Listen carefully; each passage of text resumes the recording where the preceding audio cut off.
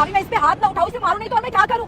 अरे इसने मेरा पर्स चुरा लिया, इतना महंगा पर्स है, उसके अंदर इतने सारे कैश रखे हुए हैं, मेरा फोन भी है उसमें। और तू खड़ी खड़ी क्या शकल देख रही है? एक चाटा लगाऊंगी वरना पर्स दे मेरा वापस। बस कीजिए मेम साहब, बहुत हो गया आप लोगों का। आप लोग इस दुकान पे आकर तमाशा क्यों कर रहे हैं? और मैं आपको बता दूं, मैंने आपका पर्स चुराया नहीं है। अच्छा ज्यादा तेज बन रही है मेरे आगे। तू जैसे दो पड़ के लोगों ना बहुत अच्छे से जानती हूँ, मेरा पर्स चुरा के कहीं छुपा के रख ली होगी और अभी बोल रही कि मैंने आपका पर्स नहीं चुराया। देख मैं बता रही हूँ, इससे पहले कोई मैं स्ट्रिक्ट एक्शन लूं, चुपचाप मेरा पर्स मुझे दे, वरना अच्छा नहीं होगा तेरे लिए। अगर बेटा तूने सीधे तरीके से मुझे मेरा पर्स नहीं लौटाया तो ये तेरी ताम झाम ये दुकान उठाकर सड़क पे फिकवा दूंगी। बस कीजिए मेम साहब, अब और एक शब्द नहीं सुनूंगी मैं। और एक बात बता दूं आपको, आपका पर्स चुराया नहीं है मैंने, बल्कि आप ही ना अपना पर्स मेरी दुकान पर भूल कर चली गई थी। और मेरा भी ना बहुत टाइम बाद में ध्यान गया, और जैसे ही मेरा ध्यान गया मैंने भैया को यही कहा कि वो कहाँ रहती है, मैं उन्हें लौटा कर आ जाती हूँ। लेकिन हमें आप लोगों को पता नहीं पता था, बस इसीलिए मैंने आपका पर्स संभाल के रखा हुआ है, उसको खोल कर तक नहीं देखा है। मैंने बस यही सोचा था कि जैसे ही आप लोग आओगे मैं आप लोगों को आपका पर्स लौटा दूंगी, लेकिन पता नहीं। बेटा मुझे इग्नोर मत करना। जो भी इस वीडियो को लाइक करके चैनल को सब्सक्राइब करेगा उसको 2 घंटे में खुशखबरी मिलेगी, और कमेंट में हर हर महादेव जरूर लिख देना। आप अमीर लोग अपने आप को क्या समझते हो? अरे यहाँ पर आकर दादागिरी कर रहे हो। मानती हूँ मैं गरीब हूँ, मेरे पास आप लोगों को जितना पैसा नहीं है, पर इसका मतलब ये नहीं है कि मैं चोर हूँ। और रही आप लोगों के पर्स की बात,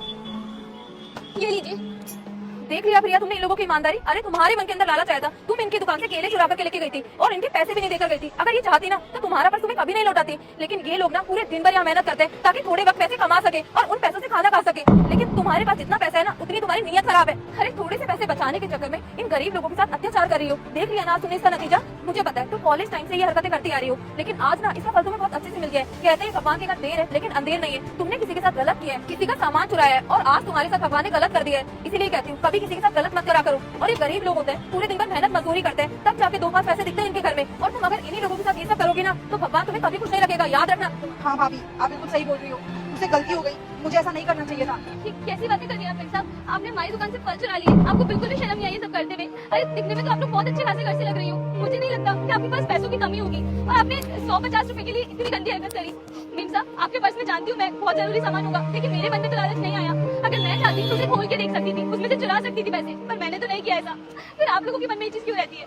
देखिए मेम साहब, आज तो आपने जो किया वो किया, शायद आपके साथ ही मेम साहब थे, इसलिए ना मेरा भी नुकसान होने से बच गया। लेकिन मैं आपके आगे हाथ जोड़ती हूँ, हम गरीब लोग बहुत मेहनत करते हैं, पूरे दिन रात यहाँ खड़े रहते हैं, तब जाके ना 2 वक्त की रोटी का गुजारा हो पाता है। और अगर आप जैसे लोग हमारे साथ ऐसी हरकतें करोगे तो फिर तो हम इस दुनिया में जी ही नहीं पाएंगे। मेम साहब प्लीज आज के बाद कभी किसी गरीब के साथ ऐसा मत करना। हाँ बेटा तुमने एकदम सही कह रही हो। प्रिया अब तो तुम्हें गलती का एहसास हो गया होगा ना, अब माफी मांगो इनसे।